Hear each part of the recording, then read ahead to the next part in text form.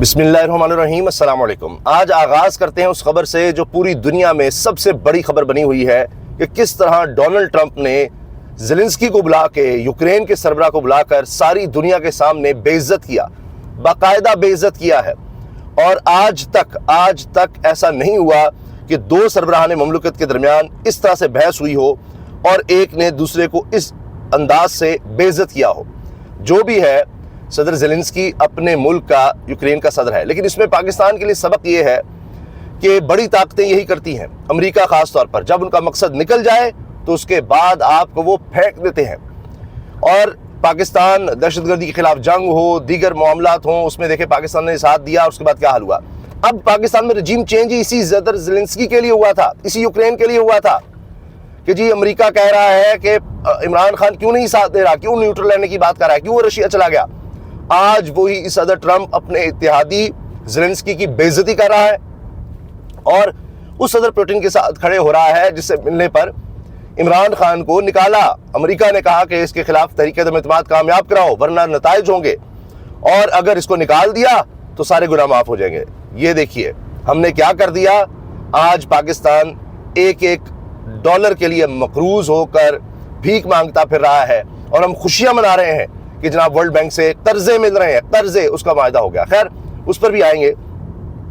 اب امریکی صدر ٹرمپ اور اس کے نائب صدر نے دونوں نے بیٹھ کر، نائب صدر جے ڈی وینس، اس نے بیٹھ کر باقاعدہ سب کے سامنے شدید بے عزتی کی زیلنسکی کی، اور کہا تمہیں کیا پتا ہے، تمہارے لوگ مار رہے ہیں، تمہارے پاس ہے کیا، بچا کیا ہے، ہماری سپورٹ کے بغیر تم ٹھہر سکتے ہو، بندے تمہارے مار رہے ہیں، تمہارے پاس مین پاور نہیں ہے، ہمارا خرچہ تم پر ہو رہا ہے، وہ تمہیں واپس دینا ہوگا۔ یہ باتیں سارے میڈیا کے سامنے ہو رہی ہیں، اور کہہ رہا کہ میں اس لیے یہ سب کر رہا ہوں میڈیا کے سامنے تاکہ ان کو پتہ لگے۔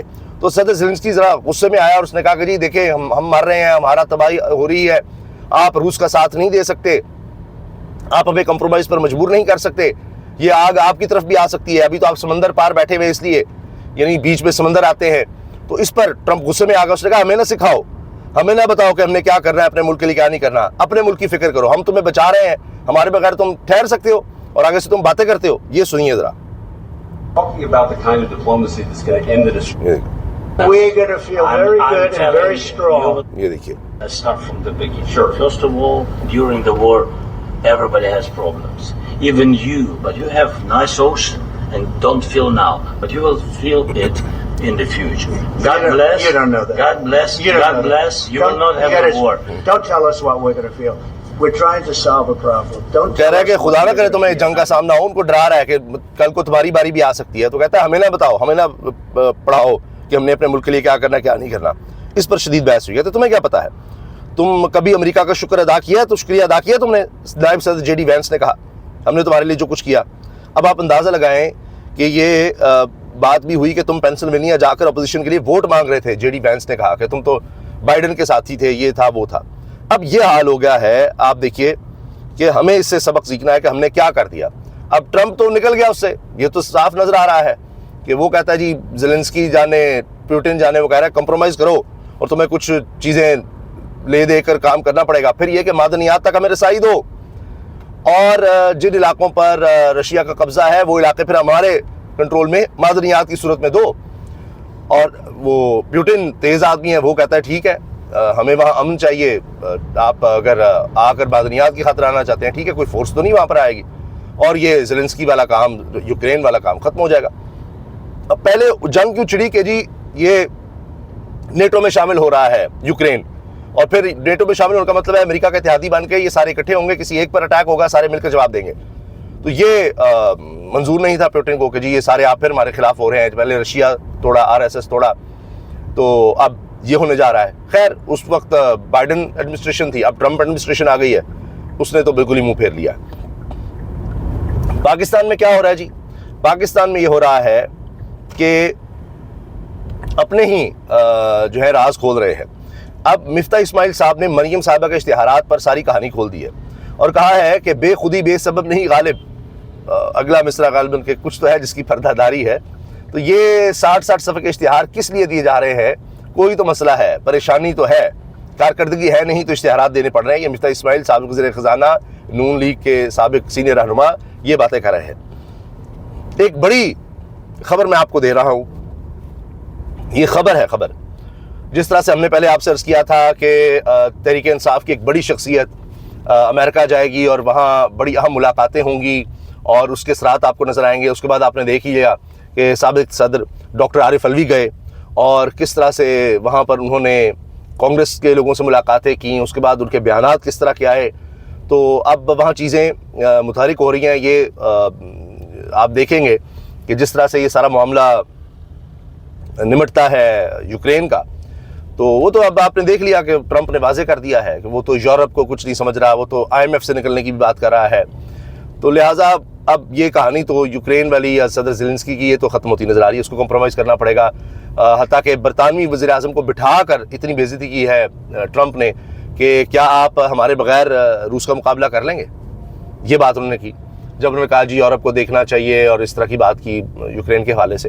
تو یہ بڑا ضروری ہے ہمیں سمجھنا, کیونکہ یہی وہ جنگ ہے رشیا اور یوکرین کی جس کی وجہ سے یہاں پاکستان میں رجیم چینج ہوا اور سنبھل ہی نہیں پا رہے. کوئی کہتا ہے $40 ارب سے زیادہ کا نقصان ہو چکا, پتہ نہیں دہائیاں لگیں گی اس سے نکلنے میں. اور اس کے بعد آپ دیکھیے کہ اس کے بعد جس طرح کے الیکشن ہوئے ہیں اور اب وہ چھپانے کے لیے کبھی پتن کے خلاف کچھ کرو, کبھی صحافیوں کے خلاف ہو جاؤ, انسانی حقوق کی پامالیاں کرو, انٹرنیٹ بند کرو, یہ سارا کچھ کرنا پڑ رہا ہے. تو اور ہم تباہی کی طرف جا رہے ہیں اس چوری اور ڈاکے کو چھپانے کے لیے.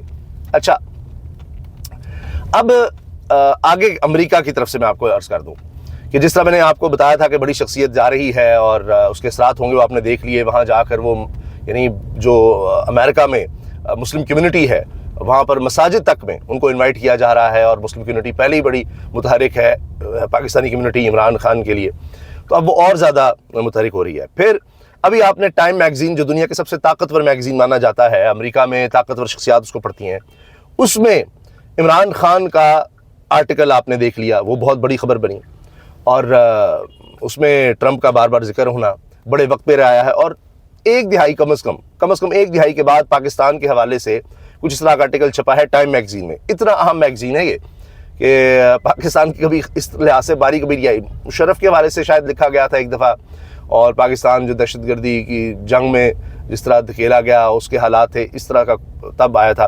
اور اب یہ عمران خان کے حوالے سے اب عمران خان کا آرٹیکل خود لکھا گیا. اب اس پہ بھی تھرتھلی مچی ہوئی ہے کیسے ہو گیا. ابھی تو یہ پریشانی بنی ہوئی ہے کہ ڈاکٹر عارف علوی باہر کیسے چلے گئے. کوئی ان کا ECL میں نام ڈال دیتے, کچھ کر دیتے, چاہے سابق صدر ہیں. یہاں کوئی دیکھا جاتا ہے کہ کیا حالات بنیں گے. اب جو اگلے 2 ہفتے میں ہونے جا رہا ہے, ٹائم میگزین کا میں نے ذکر اس لیے کیا کہ اس میں بھی زلفی بخاری کا بڑا اہم رول بتایا جا رہا ہے. قانونی معاملات میں بھی جو باہر کی کمیٹیاں ہیں جو اس چیز کو دیکھ رہی ہیں انسان حقوق کی پامالی کو, اس میں بھی زلفی بخاری کا کہا جا رہا ہے. ابھی اقوام متحدہ کی ورکنگ گروپ کی طرف سے جو سٹیٹمنٹس آئی تھیں اس میں بھی زلفی بخاری کا تھا. اب جناب اگلے 2 ہفتوں میں, نوٹ فرما لیجئے, اگلے 2 ہفتوں میں بڑی خبر آ رہی ہے. رمضان مبارک کا آغاز ہونے جا رہا ہے اور اسی میں رمضان مبارک میں ہی آپ عمران خان تحریک انصاف کے حوالے سے بڑی خبر سنیں گے. یہ میں امریکہ کے تناظر میں آپ کو عرض کر رہا ہوں باوثوق ذرائع سے. اسی طرح سے جس طرح پہلے میں نے آپ سے عرض کر دیا تھا امریکہ کے حوالے سے یا یہ یوکرین کے بارے میں اور پاکستان تحریک انصاف کی اہم شخصیت کے بارے میں, بالکل اسی طرح یا وہی ذرائع کہیں تو ان کی طرف سے میں خبر آپ کو کنفرم کر رہا ہوں. تو یہ تحریک انصاف کے لیے, عمران خان کے لیے ایک بڑی خبر آنے والی ہے. باقی یہاں پر کچھ رہائیوں کی بھی خبریں ہیں. تحریک انصاف کے کارکن مزید رہا ہوئے ہیں, یہ ان کے لیے ایک اچھی خبر ہے. اور پھر احتساب عدالت نے چودھری پرویز الہی کو پیشی سے مستقل استثناء دے دیا ہے. ان کی حالت ایسی ہے, مگر بات یہ ہے کہ یہ پرویز الہی صاحب کی تو باری آ گئی, اچھی بات ہے, لیکن ڈاکٹر یاسمین راشد صاحبہ ہوں, اعجاز چودھری ہوں, سابق گورنر چیمہ ہوں, عمر سراج چیمہ ہوں, دیگر لوگ ہیں, میاں محمد رشید ہیں, اور بہت سے لوگ, تو یہ بیچارے بیمار اور اتنی ان کی حالت خراب جو حکومت مانتی ہے, اس کے باوجود ان کو اس طرح لیف نہیں مل رہا. یہ بہت دکھ اور افسوس کی بات ہے. خیر, اس طرف بھی بات آنی چاہیے.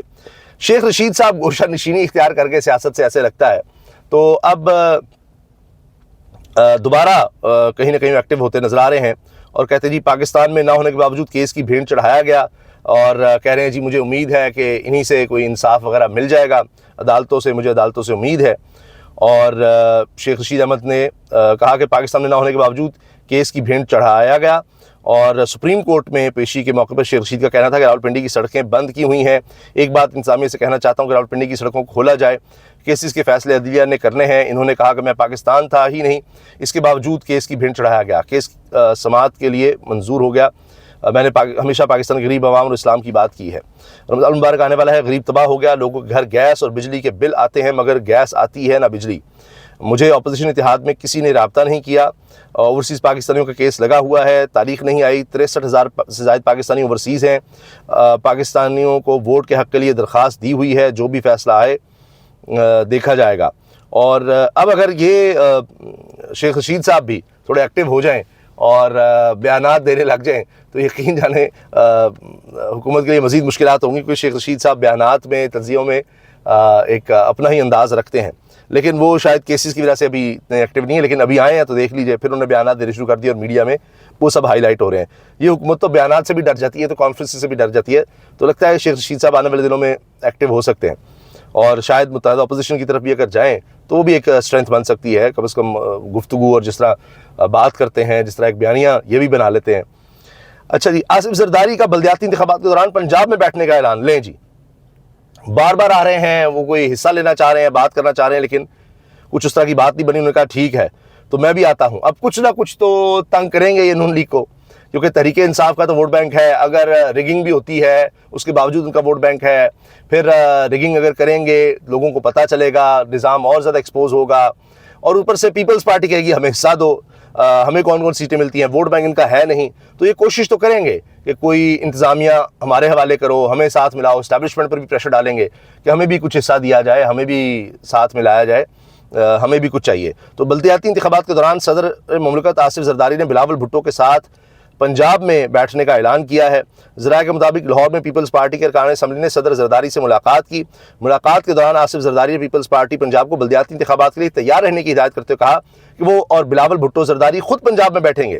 پنجاب میں بلدیاتی انتخابات میں دیر نہیں ہونی چاہیے, بلدیاتی الیکشن کا ہونا بہت ضروری ہے. تو یہ یہاں ان روڈز بنانا چاہتے ہیں, اور ان کی نون لیگ سے یہی لڑائی چل رہی ہے. کہہ رہے جی ہم مجبور ہیں, ان کے ساتھ رہنا ہے, یہ ہے وہ ہے, مگر وہ خوش نہیں ہے کیونکہ جو حصہ ان کو پنجاب میں چاہیے تھا گائے کے گوشت کا, وہ نہیں مل رہا.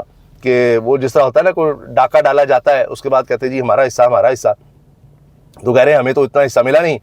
خاص طور پہ جنوبی پنجاب میں چاہتے ہیں وہاں کی ایڈمنسٹریشن سب کچھ ان کے حوالے کیا جائے, وہ نہیں ہو رہا. تو اب یہ بلدیاتی انتخابات میں آ کر کچھ نہ کچھ تنگ نون لیگ کو کرنا چاہتے ہیں تاکہ ان پر پریشر ڈال کر کچھ حاصل ہو سکے, کچھ ہم اپوزیشن بن سکیں.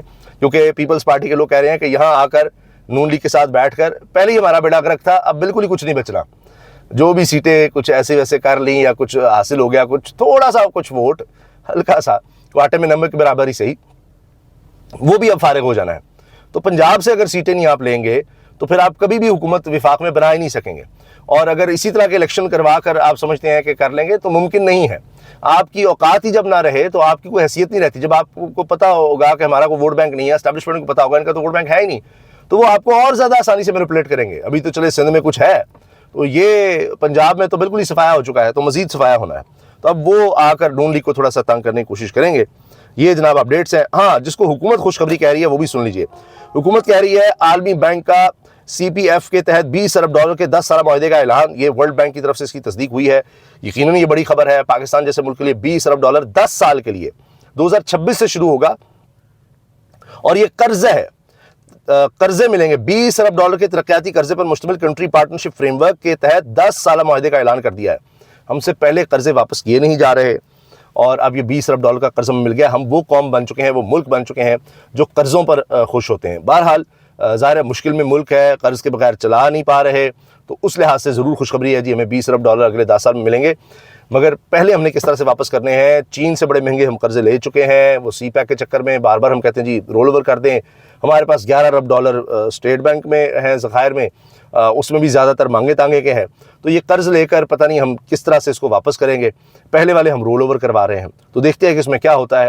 اللہ تعالیٰ پاکستان پر رحم فرمائے. اس رمضان المبارک میں کچھ اچھی خبریں آئیں, کیونکہ اس حکومت کے ہوتے ہوئے تو صرف بری خبریں ہی ہم نے سنی ہیں. اللہ حافظ.